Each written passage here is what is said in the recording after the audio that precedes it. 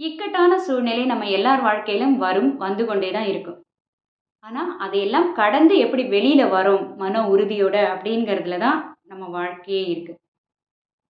நமக்கு மன உளைச்சல் ஏற்படுவதற்கு முக்கியமான காரணம் என்ன அப்படின்னு சொன்னா, பல இக்கட்டான சூழ்நிலைகள்ல என்ன முடிவெடுப்பது, அதிலிருந்து எப்படி வெளியே வருவதுன்னு தெரியாம தவிச்சு நிக்கிறோம்.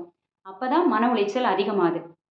ஆனா, எதையும் கொஞ்சம் நிதானமா யோசிச்சா, எல்லா சூழ்நிலைகளுக்கும் ஒரு தீர்வு கிடைக்கும். இப்போ ஒரு சின்ன கதை. ஒரு பெரிய வியாபாரி, அவருக்கு வியாபாரம் ரொம்ப நல்லா சிறப்பா போயிட்டுருக்கு.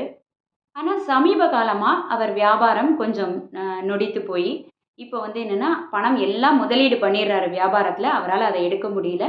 ஸோ, இப்போ கடனாளியா நிக்கிறாரு. இப்ப திரும்ப அந்த வியாபாரத்த எடுத்து ஒரு நல்ல நிலைமைக்கு வரணும், கொண்டு வரணும் அப்படின்னு சொன்னா, திருப்பி யார்ட்டயாவது பணம் கடன் வாங்கணும்.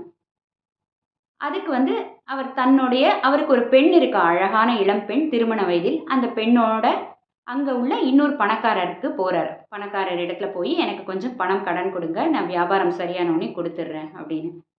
அந்த பணக்காரர் அந்த ஊர்லயே அவர் ஒருத்தர் தான் பணம் கடன் குடுப்பவர்.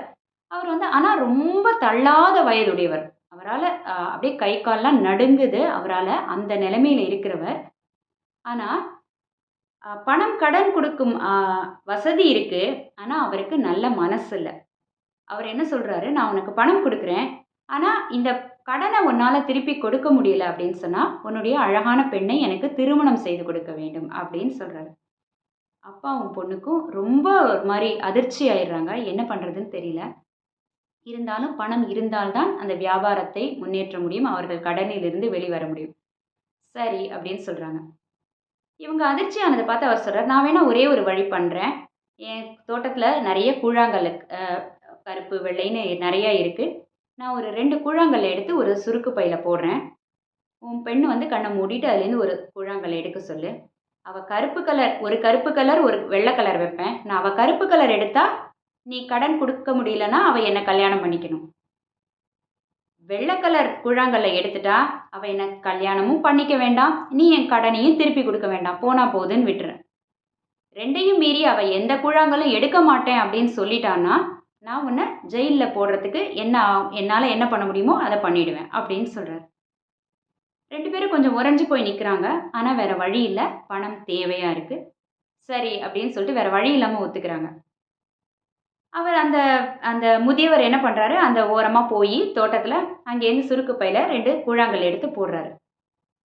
இந்த பெண் வந்து அத பார்க்குறா. அவர் எடுத்து போடும் பொழுதே 2ம் கருப்பு கலர் கூழாங்கல்லாவே எடுத்து போடுறாரு. அவருக்கு இந்த பெண் மீது ஒரு கண். இவ அத பார்த்துடுறா. ஆனா உடனே அப்பா கிட்ட சொல்லல. சொன்னா அதுக்கப்புறம் அவர் கடன் குடுக்க மாட்டாரு. அதனால பணம் வேணும். அதனால என்ன பண்ணலாம்னு நிதானமா யோசிச்சுட்டு இருக்கா. அவர் இப்ப வந்து அந்த பெண்கிட்ட வந்து, "இப்ப உன் கண்ண மூடிட்டு இந்த சுருக்கு பையிலேருந்து ஒரு கூழாங்கல்ல எடு" அப்படின்னு சொல்றா. கொஞ்சம் பதட்டமா இருக்கிறவ, கண்ண மூடிட்டு கொஞ்சம் நிதானிச்சு, அதுக்குள்ள கைய விட்டு ஒரு கூழாங்கல்ல எடுக்கிறா. எடுக்கும்போது கொஞ்சம் அப்படி அழுத்தி, ஒரு கூழாங்கல்ல அப்படி இப்படி வெளியில எடுக்கிற வேகத்துல அப்படி லைட்டா வீசி எறிஞ்சிடுறா அவ. டக்குன்னு அப்படி எடுத்து போடுற மாரி. போட்டுட்டு அப்புறம், "ஐய்யய்யோ! நான் தெரியாம அவசரத்துல எடுத்து இப்படி போட்டுட்டேன்." அ அது வந்து மத்த கூழாங்கல்லோட கீழ கலந்துருது.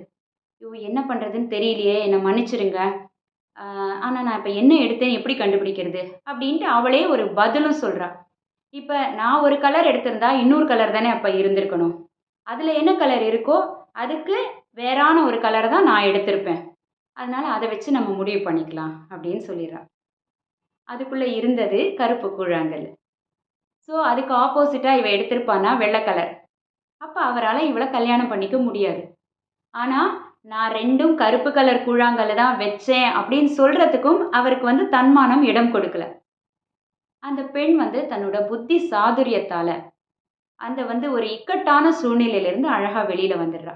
தன்னுடைய அப்பாவையும் கூட்டிக் கொண்டு அங்கேருந்து பணத்தையும் வாங்கிக் கொண்டு வந்து விடுகிறார். நம்ம நார்மலான ஒரு அ வ லைஃப்ல வந்து நம்ம இப்படிலாம் யோசிச்சிருப்போமான்னு தெரியாது. நம்ம என்ன யோசிப்போம்? சரி அவன் பணமும் வேண்டாம், ஒண்ணும் வேண்டாம் அப்படின்னு வந்திருப்போம். இல்ல அந்த பெண் நிலைமையில இருந்திருந்தா என்ன சொல்லியிருப்போம்? இல்ல அவர் வந்து இந்த மாரி மாத்தி போட்டுட்டாரு அப்படின்னு சொல்லியிருப்போம். அந்த நேரத்திலும் பணம் கிடைப்பது நமக்கு கஷ்டம். கிடைச்சிருக்காது. ஸோ இப்படியெல்லாம் தான் யோசிச்சிருப்போம். இதுதான் outside the box thinking அப்படின்னு சொல்றோம். இது எப்ப பழக்கமாகும் அப்படின்னு சொன்னா, நம்ம வந்து நிதானமா எந்த ஒரு பதட்டத்திலும் கொஞ்சம் நிதானமாய் யோசிக்க ஆரம்பிச்சா, கொஞ்சம் பதட்டம் குறைந்து நிதானமா யோசிக்க ஆரம்பிச்சா, நல்லதொரு தீர்வு கிடைக்கும். எந்த பிரச்சனைக்கும், எந்த சூழ்நிலைக்கும், எந்த உறவுகளுக்கு நடுவுலயும். ஆனா நம்ம அத தவற விட்டுறோம். அதனால தான் மன உளைச்சல் இன்னும் அதிகமாகுது.